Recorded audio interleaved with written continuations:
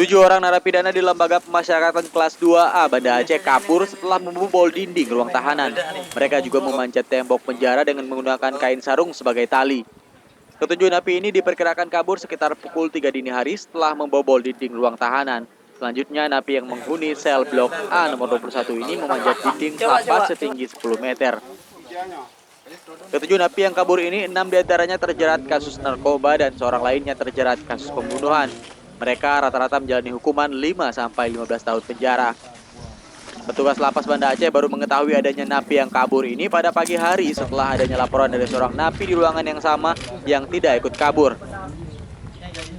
Kepala Bidang Pembinaan Lapas Kelas 2A Banda Aceh Samsul Hadi menyebutkan, pada malam kejadian petugas jaga di lapas berjumlah 5 orang untuk mengawasi 486 napi dan tahanan.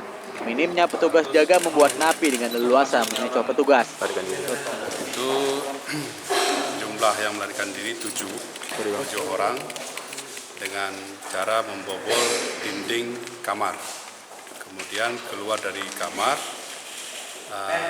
naik ke pagar beton dengan menggunakan kain yang dibuat sebagai tali.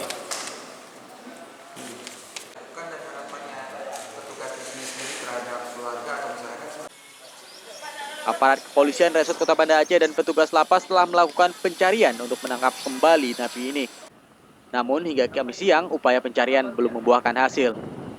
Kasus napi kabur di lapas ini kerap terjadi. Sebelumnya pada September 2014 lalu, 6 napi juga kabur dari lapas ini setelah menyerang petugas. Dari Banda Aceh, Hendra Saputra melaporkan untuk Aceh Video.